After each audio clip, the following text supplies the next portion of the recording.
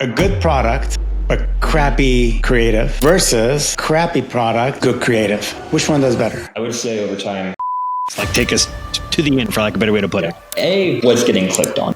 If people aren't searching for something and therefore not getting clicked. Is there a budget that you say, if you don't have this much budget to test and do anything, you're throwing money away? If you don't have at least then probably you shouldn't get started. There are exceptions to that. John Horn is the Chief Executive Officer at Stub Group, a premier Google partner, ranked by Google in the top 1% of all Google partners worldwide for performance and customer care. Are there some businesses where Google ads don't make as much sense because the cost per click isn't going to get them to what they have because their product is too low of a cost? 100%, yeah. There are a lot of people who are going to be over and testing and playing in these other areas, so it opens up maybe more competitive rates in Google, or do you think we'd see that impact at all? That's a great question. Google is going through a significant change right now, but they're trying to figure out. All right, now the time travel question. If you could go back in time, is there any particular advice you would give yourself? Hire slow, fire fast. Welcome, John. Thanks so much for having me. Yeah, excited here. I got to start off with, this whole 1% of Google partners globally. That's pretty crazy. What the heck sets your approach apart from others? How are you there in this elite group? Yeah, so Google has a number of things that they're looking at when they're kind of, rating the partners they work with. Specifically, when they talk about partners in this context, they're talking generally about, agencies, people who are helping other advertisers spend money through Google. And so they're looking at various things like product adoption. So how are we using the various channels that Google has? Because Google's beyond much more than just search. They have YouTube, they have their display network, they have Gmail, so many places where you can be leveraging advertising. They want to see that we're really making good use of their ecosystem on behalf of our clients. They want to see that we're retaining, clients, retaining business for them, which also means we're doing a good job for our clients. They want to see, growth over time in ad spend, which obviously for them it's good because it means more money. But it's also a signal of, hey, if our clients are spending more money, that means they're seeing value in the work we're doing. And so they're doubling down their investments. And then there's other things like just, health of accounts. Are we following Google's best practices? Are we, tracking conversion properly? Lots of different things that kind of play into that metric that they look at. Nice. And what led to Stub Group? Yeah, well, Stub Group. So we started a little over a decade ago, and it was started by two guys. One of them happens to be my brother. So that's how I initially got introduced to Stub Group. Yep. And we all came from the marketing, kind of different marketing backgrounds, different marketing areas. So my brother and his partner specifically, they started Stub Group, kind of seeing this trend, which was not a new trend, but a continually developing trend of so many businesses moving from traditional marketing and advertising into the digital space. Google was not new a decade ago, but certainly was new to a lot of people, and a lot of businesses needed help just navigating this online advertising world. And so that was kind of the beginning of Stub Group was, hey, let's provide a service to these businesses who need help stewarding their ad spend, stewarding their budgets.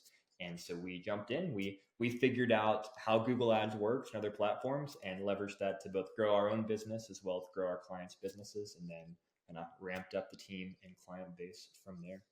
Wow. And is the focus primarily Google? Like you guys dabble in Facebook, Meta, or Twitter X, or TikTok? Yeah. So historically, Google has been the top channel we use for our clients, but we also use all the other channels you mentioned: Meta ads, X ads, LinkedIn, etc. And we're also in the process of really expanding some of the other marketing services we offer as well, getting beyond just the paid side of things as businesses just, need more help and want their vendors to be more helpful to them, or I should say maybe streamline some of the services that they're able to, access through single vendor. So I'm curious, and over the years, how has Google Ads evolved, and what's it look like in your opinion going forward, especially as,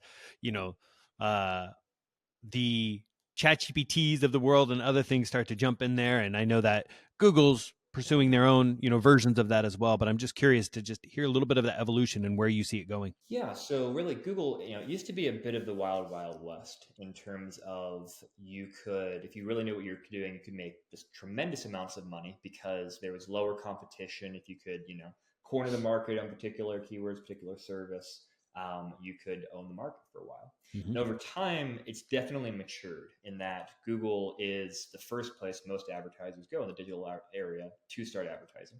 So it's no longer the Wild West. There is it's a very mature platform with a lot of advertisers, but it can still be a very effective platform because it is the place that most of us go to for answers to our problems, for finding solutions. If we need a service, a product, often Google is the first place you go. And so inherently, if you're a business trying to sell things or provide services, provide information, Google is where you can reach the most people that you know are looking for what you sell. Now, like you mentioned, with things like ChatGPT, this is the first time I say in a long time that Google really has a legitimate threat to their monopoly on how people find information online. Yeah. And that is, more and more people are going to things like ChatGPT and starting their searches and ending their searches often there. Mm-hmm. From a market share perspective, those tools still have right now a very low market share. I think Sure. the last study I saw relative to ChatGPT was that it might have maybe a 5% share of search traffic, which is low, obviously, but that was also up from I think like 1% earlier in last year. And so from just a trajectory standpoint, that is a very, very, very rapid growth. I think looking to the future, I think that early adopters, people who are more tech savvy, more on top of new things, will be leveraging a lot of tools beyond Google, like ChatGPT, like Perplexity, things like that. And Google's definitely going to lose some market share there. I think in the short term, Google's probably not going to lose a lot of market share to just the average consumer who doesn't really have time to worry about those things and who's just kind of already bought in. Google is where I go. That's where I do my searches. And so I think it's going to take a while to change habits for just the average consumer. But over time, if Google is not able to, really change how it operates and compete better with things like ChatGPT, then they will get on a slippery slope. And at some point, they will lose the monopoly that they essentially have at this point. Yeah. Very interesting. I wonder, do you think that creates some opportunities though on Google in terms of there are a lot of people who are going to be over and testing and playing in these other areas. So it opens up maybe more competitive rates in Google, or do you think we'd see that impact at all? That's a great question. I don't think we'll see most advertisers really move budget away from Google to a significant extent until they see diminishing returns on Google. Yeah, okay. I think they'll allocate, maybe additional budget for testing other platforms. But if they think it's working well on Google, I don't see them pulling it away. I do, however, see opportunities in that Google is going through a significant change right now where they're trying to figure out, okay, how do we deal with these things? Obviously, the introduction of AI overviews into the search engine result pages, it's probably the biggest consumer facing change they've made in a long time, where now you go on Google, you search for something, and many times Google's trying to answer that question right away. And then sure, they have links that source you to where they're pulling that information from, but they're really trying to be the source right on that search engine results page. And so a big opportunity for advertisers is going to be, how is Google going to look to monetize that? Right. They have announced they're going to bring ads to that, but exactly how that's going to work, what that's going to look like, is still very nebulous at this point. And so that's something we're really very closely monitoring is, all right, how are we going to be able to leverage the AI overview placement and things like that on behalf of our advertisers? And sure I would say as a consumer, when Google introduced the Gemini snippet at the top of your search result, I went back and started using Google more again. I use ChatGPT daily, but I find myself just falling back into old habits. Because if I'm looking for something, say, oh, what's the address of this location? Google. I haven't adjusted my habits yet, but new habits have formed with ChatGPT, because my new habits with ChatGPT are generate me something new. And that's where I go. So it'll be interesting to see how it all evolves, and if I'm an exception or I'm part of the more mass, how everybody is kind of adopting to these things. And I think there's that component too of I'm going to put you in this category, Art, and will it be an old versus young? Like, in other words, kind of like, I think about our kids today, it's like YouTube and all that. It's like, forget streaming elsewhere. It's going to be really interesting to see how people come in trained in that sort of fashion for information. Yeah. Well, it's funny you say that. My son, he used to have this, always would say, ask Siri. Like if he had any questions, No, I'm it like, says ask I'm not ChatGPT. sure. Ask Siri.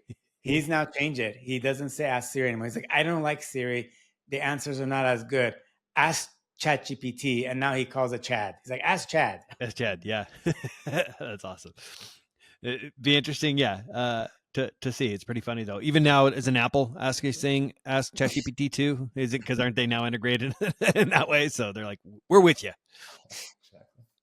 John, I'm curious here, with Google ads and, a lot of businesses trying, not all of them have the same level of success. And I'm curious, what do you see? Is there a pattern that you see with those who are less successful with Google ads?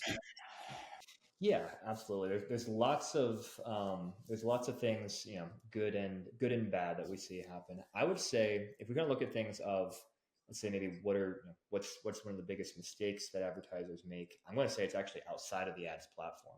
It's not, they're running campaigns wrong or things like that. All that happens often. It's They are relying on advertising to kind of be the magic bullet to fix their business's issues. And we see this time and time again. Businesses come to us like, okay, well, we need you to fix our problem. We're going to run ads. It's going to make us incredibly successful. And it's like, no, that's not how it works. You need to have a good offer that has product market fit, that people are interested in, that's competitive in the marketplace. And then through advertising, you can get that out to lots of people. You can pour fuel on your fire. You can get people into your funnel, whatever it is. But if you don't have something they're interested in to begin with, or if you have bad processes, which are then resulting in bad reviews online. And so people click your ads and then they look for your reviews and they see, oh, no, I don't want to work with these people. Those are, I would say, some of the biggest mistakes that we see where businesses fail in their advertising is forgetting the rest of the business that goes with it. Yeah. That makes me wonder actually there, going back to testing a product, I wonder if for somebody to use Google ads to test the product, see whether or not people are actually interested in that way. Just as, I know sometimes we play in that space. So yeah, absolutely. That can be very valid because you can get traffic very quickly and get results and see if you do have a product market fit, just based upon, whether people buy after clicking through your ads. Are there some businesses where Google ads don't make as much sense because they're, the cost per click, for lack of a better way to put it, correct me if any of my language is wrong here, just isn't going to get them to what they have because their product is too low of a cost? 100%. Yeah. And cost per click is exactly the right terminology. Yeah. If you're selling, very low margin products, let's say you're selling, umbrellas and, you're selling them for $5, you make $1 off of that. Unless you're Amazon where you're just going for market share and always show up, you're not going to have a viable path on Google ads because this is going to cost you way too much to acquire customers. Okay. And so we see this a lot in the e-commerce space where when we're talking to our commerce clients, we look at a lot of things like, okay, what's your average order value and what's your customer lifetime? Because your customer lifetime value, I should say. Because sometimes, maybe you have a relatively low or average order value, but if you have people coming back time and time again, then it might be cost effective to spend more to acquire that customer than even the value of their first purchase. But if they're going to make 10 more purchases over the next 2 years, then you could end up making a lot of money from them. And so you got to look at those things. There's some areas where there's also just not enough people searching for things, really. Good example would be, well, there's lots of examples. Let's say a fashion brand. You come out with a really cool clothing collection. You've got some fantastic hoodies, some fantastic tees. But with Google Ads, really, if you go after people searching for hoodies or for tees, it's too crowded in the marketplace. It's too expensive. You're not going to be able to stand out. Whereas maybe something like, Meta ads, or maybe even YouTube, where you can show off your products and tap into that visual side of things. Okay. You might have opportunity there. Yeah. Interesting. Okay. So then I'm curious actually, and I say this because this is a space that I play in for vacation rentals. My thought on this for a while here has been, all right, well, you've got the Airbnbs, the VRBOs, and the local property management companies that are likely outbidding most. So if you only got a small, a single property or something like that, and your chances are a lot lower, they're going to get it, probably not as worthwhile. But would you say that's solid or poor thinking? No, I would say that's solid logic. Yeah, the way I would look at that is it's unlikely. So I mean, you'll probably be able to get traffic, Yeah. very likely. But when you look at what your conversion rate's probably going to be on the traffic coming in versus what it's going to cost when you're competing, like you said, with the Airbnbs, the VRBOs, the local property management companies, it's not likely that you're going to end up being able to have a profitable, cost per booking. Okay. Unless you can kind of add some scale to it potentially, where it's like, hey, I've got multiple houses, multiple locations, and I'm, getting people who might come back year in, year out, that kind of thing, maybe. Sure. But it's tricky. Okay. And that fits into what you were saying before about, how you're fitting them into that long-term customer value to it. Yeah. So you had something out there where you had mentioned, hopefully I don't get this wrong, about the importance of aligning ad strategy with unique business goals. And if I've got that correct, I'm curious to just kind of hear more about that, what that means. Yeah, absolutely. So the goals, really, a conversation we often have with our clients is, what do you define as success? Because sometimes what they're defining as success can be very different than what we initially think of as success. And it's really important that we get aligned on that. A good example would be we've got a client where they're a really cool e-commerce brand, making good money, and we've had a lot of back and forth with them about what their goals are, because they're kind of initially have been focused on, okay, what's the return on ad spend in our account? We need to hit X amount of return on ad spend. And so it sounds like, okay, that's a good goal. They know their margins, etc. We hit X return on ad spend, they're making money, awesome. But as we dug into things further with them, we looked and said, well, hey, you have a super high rate of returning customers, but you're not getting enough new customers in the door to really be kind of feeding your machine to keep that going. And you're going to eventually tap out your existing customer base and have issues. And so we've been working on kind of shifting what our goal is with them from initial return on ad spend to cost per new customer acquisition. Again, looking at that lifetime value. And because by looking at the lifetime value, we're able to say, like, hey, a new customer, you should make like $250 in profit over the lifetime from this customer. But if their initial order is only, $70 of value, and you're saying we need a 3x ROAS, we could only afford to spend, $30, $35 to get that new customer. Whereas if we look bigger picture, and by doing that, we're really limited in how many new customers we can get. But if we look bigger picture and say you're making $250 of lifetime this customer, well, we could spend $50 to acquire a new customer. You're still going to be very, very profitable. And even though the initial ROAS doesn't look great, we're able to get you way more new customers because we can be more aggressive. We have more advertising margin to work with, and we can throw the net wider. Interesting. That makes sense. I'm taking it back to something I kind of mentioned a little bit earlier, and I'm curious on, is for those who do have more limited budgets, is it even possible for them to compete against these larger advertisers? And if so, how do you do that? It's definitely possible. It requires creativity. It requires finding kind of those gaps in what makes you really competitive compared to the big guys, and what are reasons why someone might choose you over the big guys. Okay. So for example, let's say you are an email marketing software company. The big guys are going to be, MailChimp, Constant Contact, etc. And they're going to be throwing tons and tons of money at Google, trying to dominate the market as much as possible. And so probably if you try and go after keywords like best email marketing company, that's going to be incredibly expensive because the big guys are just bidding whatever it takes to show up. Whereas if you identify some kind of niches, let's say, for example, maybe there's an error code that people get when they're working with Constant Contact or MailChimp, and that really frustrates people, and you have a solution for that. And so when they search that error code, you can have a very customized ad saying, tired of, 405 error code, we have the solution. Get them to your landing page, pitch them why you're better than fill in the blank company. And so being really creative like that, you can find those kind of edge cases where they might be completely ignored by the big companies because they're just so big. They don't really care about this little 1% over here. Whereas that 1% to you could be, millions of dollars over time. And so you got to be clever to find those gaps. Yeah, that's clever. Speaking of creative, John, Do you guys also develop the creative for these ads, or does your client use a separate agency, or maybe you guys subcontract that to another agency to come up with the creative? Yeah, we do a lot of work on the creative, definitely the copywriting, a lot of imagery as well. We don't do a lot of video in-house, but usually we'll kind of work with clients to help them get video made. And these days, there's lots of options to get videos made that don't require, a $10,000, sit down and with a studio or a team coming out. So we'll kind of help guide them through that process. But other than video, yeah, we do most of the creative. Got it. So from your perspective, a good product but crappy creative versus crappy product versus good creative, and a good, obviously for both, a good ad strategy.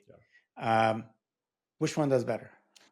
I would say over time, good product, crappy creative. Because when you have a really good product people care about, you can have such a crappy experience, people will still find a way to get that from you.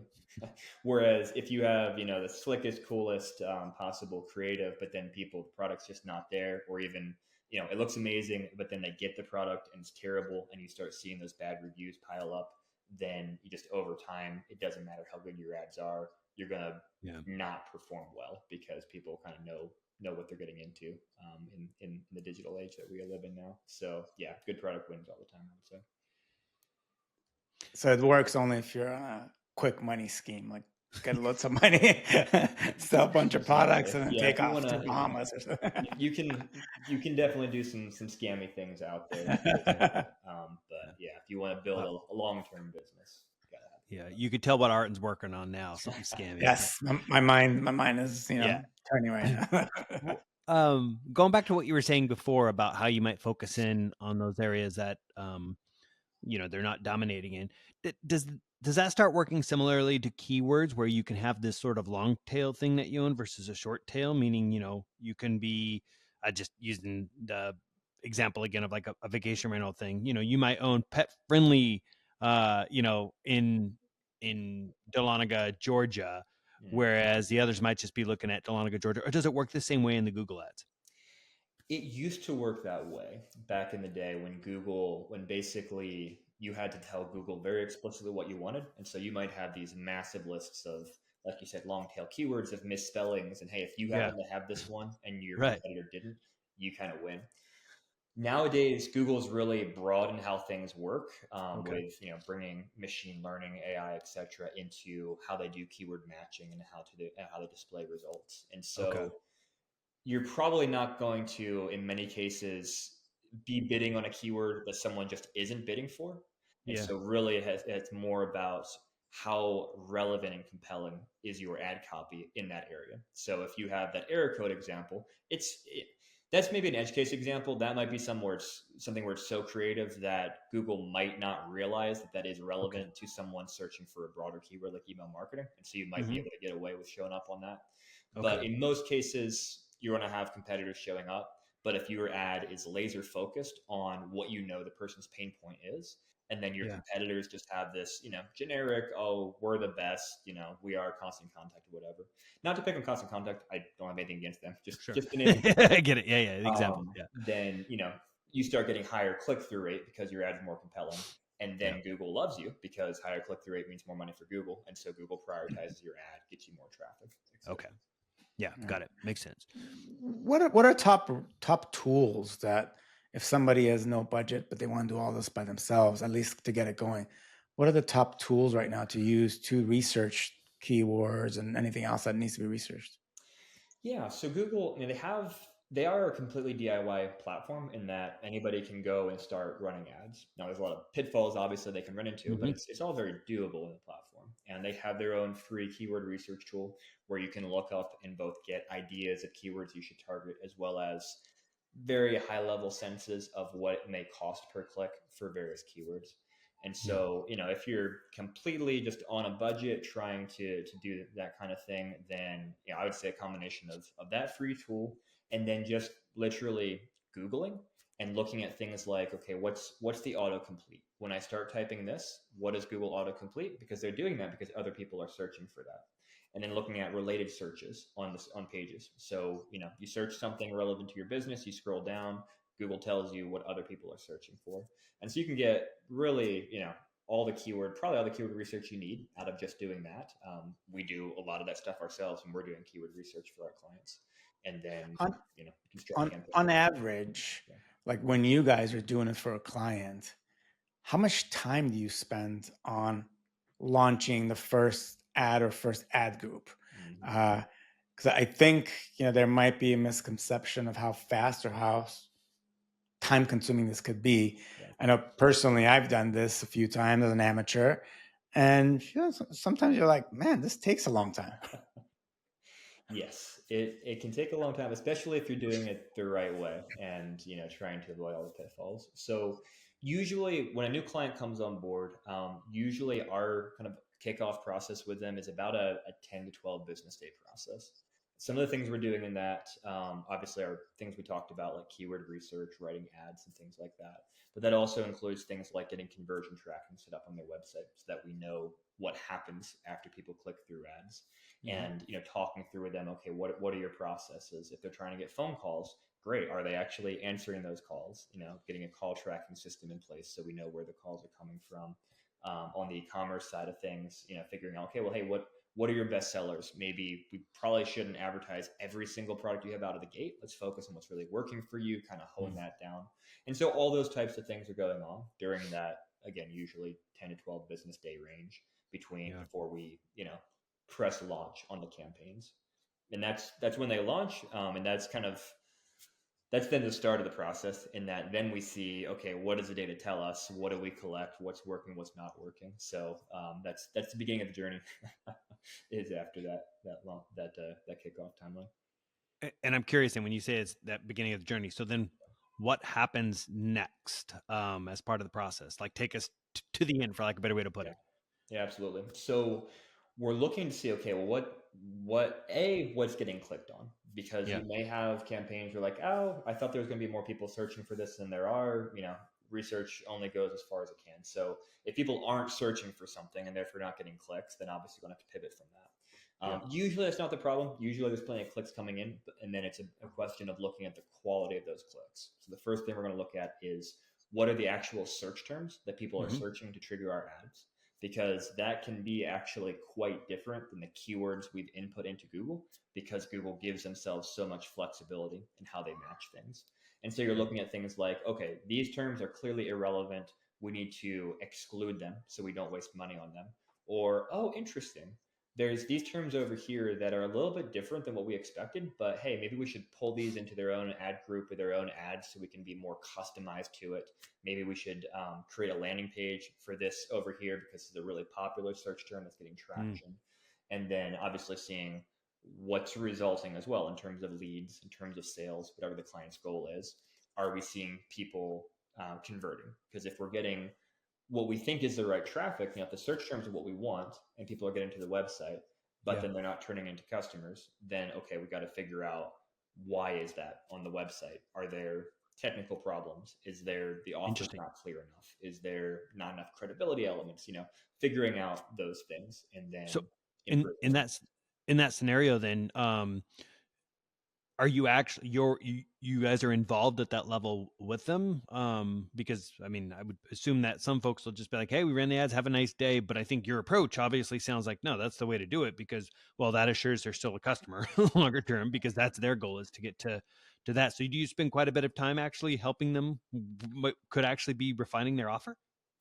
We do. And, it definitely depends on the client. Some are very open to feedback. Some have no interest at all. But our best relationships, our longest term clients generally are those clients that view it as a partnership.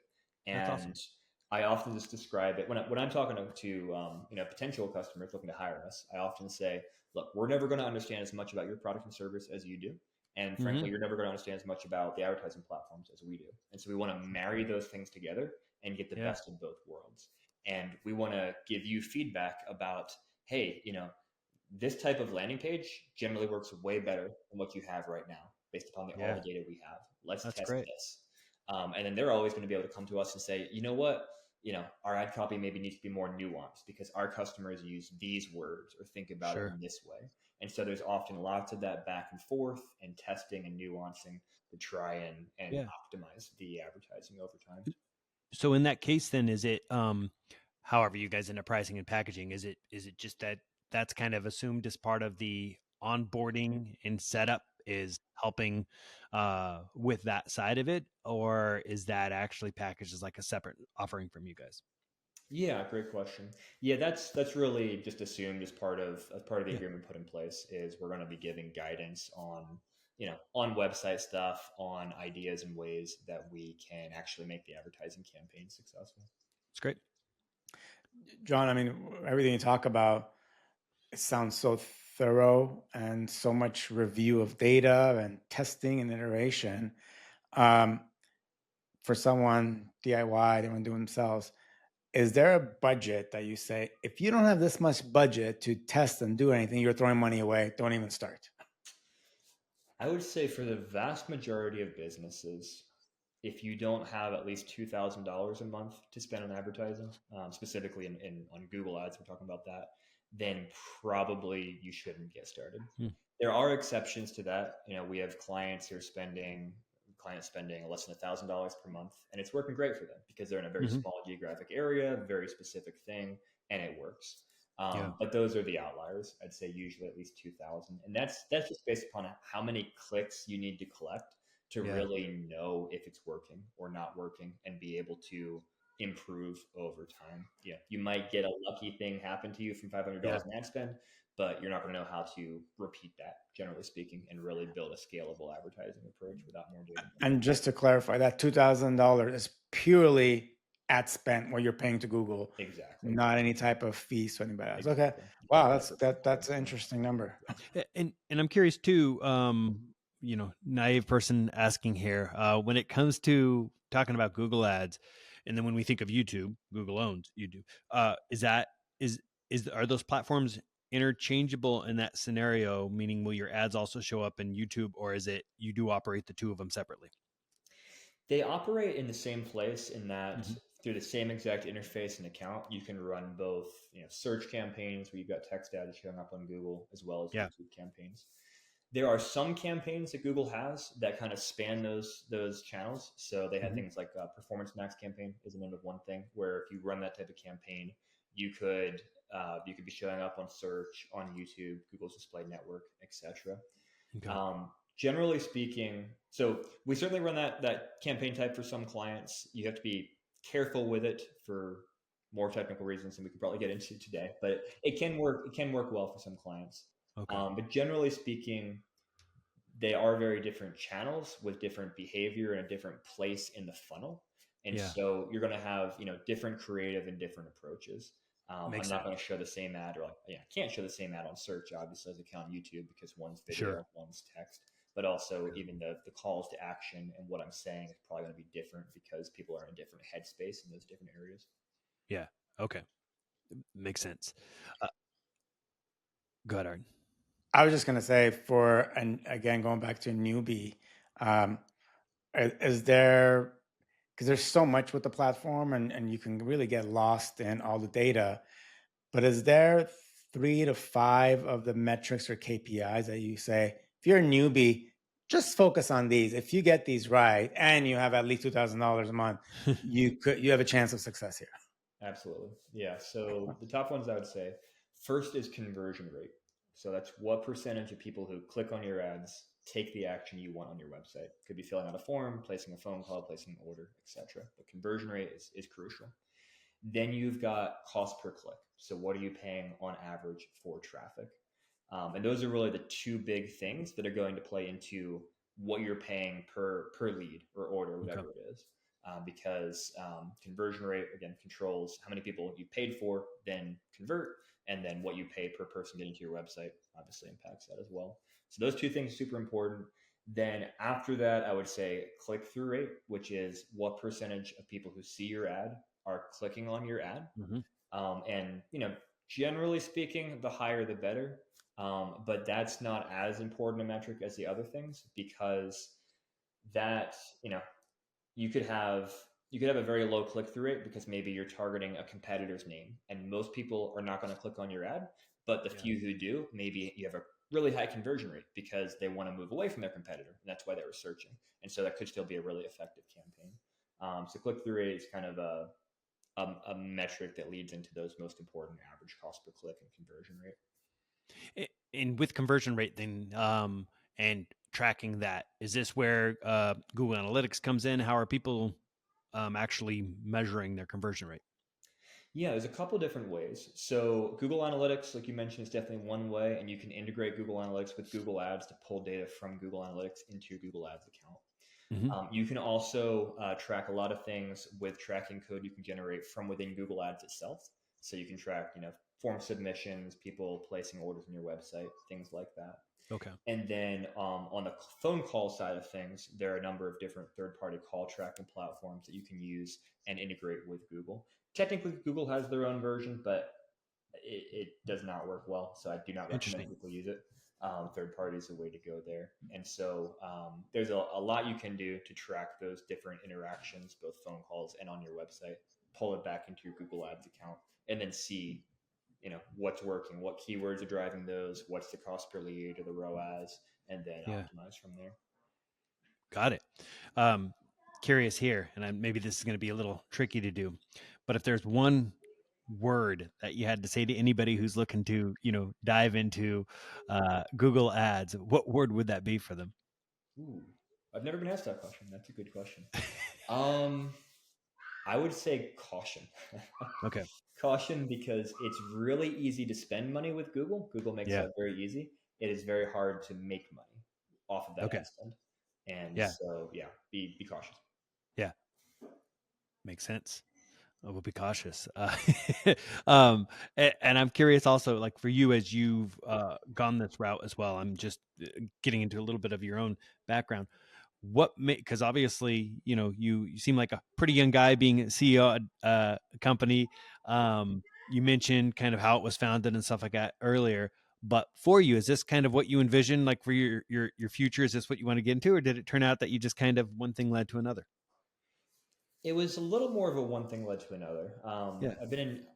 I enjoy communication, and the idea of, okay, what I can put out into the world, what impact can that have on people? And I didn't initially plan for that to be advertising, but it turns out, hey, that advertising is all about communication. It's about sharing things in a powerful way, in a way that helps people solve problems that they have, fill needs that they have, and ultimately, on behalf of what's being advertised, create value for that business. And so, it's been really cool kind of getting into this world. And one of the very fun things about what I do is that I just get to work with so many different types of businesses. Right. I like to say sometimes every couple of days I find a new way to make money I didn't know existed. There's so many random business models out there, so many niches where I'm like, what? Okay, cool. Well, that makes sense. You're making money and we can connect you to people. So it's a lot of fun to see all the different businesses, see how the good ones operate, see how the bad ones operate, and then try to learn from those things for my own business and try to improve how I work with my team and how we run things here. Nice. And then for you, or rather for the company now at this point, how are you guys attracting most of your customers at this point? Do they come through a specific channel? It's a variety of channels. Yeah. So we do our own advertising. We like to say we eat our own dog food. So we do some of our own advertising on Google and other platforms. Referrals, word of mouth from clients we have. There's some interesting areas where we've kind of built up some unique expertise. So we're kind of a leader in the space of Google Ads compliance, of helping people fix issues they may have run into accidentally, because Google has very paranoid policy enforcement approaches to things. And so we get a lot of business from helping people fix those issues and then getting to work with them ongoing. So variety of methods. Always anybody who gets good at compliance is usually got work coming their way, because nobody ever wants to do that. They just want to be like, just tell me how I'm compliant, and I'll head that route. Interesting. But obviously, as you said, eating your own dog food in that way, is it actually a crowded market on Google to advertise for the support that you guys do, or is it actually not as crowded as one would think? This is actually another great example of where, niching down can be helpful. So yeah, Okay. if you search for best Google Ads agency or whatever, it's incredibly competitive. Yeah. There are, literally tens of thousands of agencies out there, and lots of them are trying to get business through Google Ads. And so it's very expensive there. But if you can then find some of those unique areas, like we mentioned, Google compliance, where we just have unique knowledge sets and experience and teams that most people don't, then you can really stand out and say, hey, we can get a lot of business coming through here and kind of get those relationships started, because that's a gap that the vast majority of agencies aren't filling and aren't interested in filling. Okay. Interesting. Are there questions we haven't asked you yet that you're like, oh, people really need to be careful of, or they really should do? That's a great question. I think we covered a lot of the important ones, like, what are those common mistakes? Yeah, I would just kind of re-emphasize what I said earlier about advertising not being a magic bullet, and about how important it is to have other aspects of your business in a good place, so that you can use advertising to put fuel on that fire. I think that's really important. Makes sense. All right, now the time travel question. If you could go back in time, and you've got, young John there, is there any particular advice you would give yourself? I would say from the leadership side of things, I've gotten to work with a lot of people over the years, and it's not new to me, but the idea of, hire fast or hire slow, fire fast is incredibly important when you're building a team.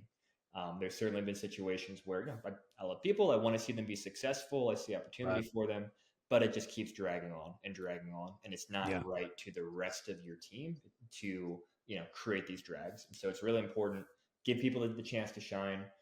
Certainly, give them the training and support they need. But if it's not working out with them, it's the best decision for them and for you to make that decision very quickly and part ways very quickly. Yeah, that's good advice. I've experienced the same thing there. It could be tough at times. And some companies people work for, Disney was like this for us, is sometimes it was actually hard to do that. They're, for lack of a better way to put it, we'll say their compliance team was definitely like, well, whereas at Netflix, where I was at afterwards, it's like, you know what, that philosophy is absolutely what they, lived and breathed on a daily basis. They're like, yep, make the call, move on as quickly as you can. How big is the team at Stub Group? We have around 30 people in that range. Okay. Yeah, got it. That's a large team. And with that, are most of the hires, have they come over time pretty regularly, or have you found yourself actually have any specific growth spurts during your time?